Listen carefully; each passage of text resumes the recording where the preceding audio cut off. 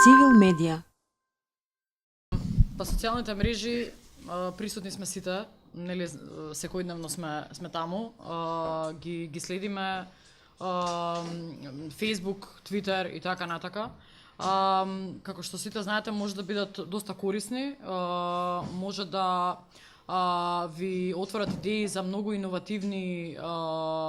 нови пристапи во работата, особено на нас, нели како новинари, да кажам, и во медиумите, меѓутоа истовремено истите тие алатки практично може да станат и страшна платформа за линч, за клевети, за закани и така натака, ако не се употребуваат нормално онака како што се замислени, нели. Секако, еве и на Твитер пред некој ден прочитав еден твит, вика, мислам дека тоа најдобро објаснува за тоа како во последно време и на мене ми личат социјалните мрежи, вика социјалните мрежи се станати како една чешма на сред село, нели? И секој доаѓа си кажува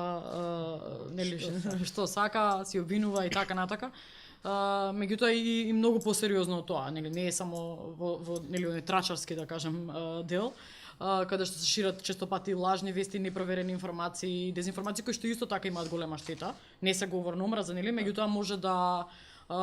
донесат до доста сериозни инциденти, го знаеме, еве разговаравме и ние и за примерот во Шуторизари што се случи на пример и претходно и она што беше со фамата која што беше околу, што се ширеше за киднапирањето деца неодамна, нели, по социјалните мрежи, така што нели тоа е една палета на еден куп да кажам непроверени информации, клевети,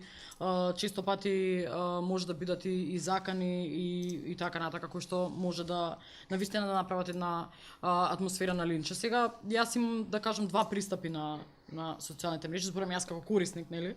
Едната е како новинарка, каде што ги користам како простор за промоција нормално на она што го работам, и другата е нели како активен исто така корисник личност, еве со јавна професија, каде што и самите се вклучувате, коментирате, давате размислувања и така натака, но во последно време имаме една атмосфера да се смени власта, нели имаме 2 години веќе друга власт, меѓутоа атмосферата е исто така поделена, некако и дури можеби пополаризирана. Доста од коментаторите на социјални мрежи на различни начини се приклонуваат, гледаат да се приклонат кон својот камп, да кажам, кон својата партија, не влегуваат во дискусии многу со аргументи, туку повеќе гледаат да се едноставно да најдат одредени коментари кои што ќе оправдаат нивната позиција, а некои во тие жестоки, да кажам, нели бранење на позиции влегуваат често и во говор на омраза, и во закани, и во клевети и така натака. Тука би спомнала исто така и покрај класичните оние закани со кои што се справуваме веќе повеќе од деценија сигурно. Го имаме исто така и сајбербулингот, за кој што исто ретко се говори, а тоа е нели начин во кој што со доста може со исмевање, со потценување, со разни клевети на соговорникот да буквално и психички на некој начин психички и вербално му влијаете, бидејќи на тоа навистина е психички притисок, особено ако му нагрнат нели тоа повеќе некои дали ботови, дали корисници, често пати тие се и непознати, на пример на Твитер има доста овие профили кои што не знаете, навистина не можете да знаете, мислам еве и да правите некои истражување, навистина нели скриени име профилот, и особено тука би спомнала дека се и ранливи жените новинарки, да кажам, во кои што имаат сепак нели друга позиција, и во светот се прават истражувања за тоа, особено конкретно за жените новинарки, како тие се подложни на сајбербулинг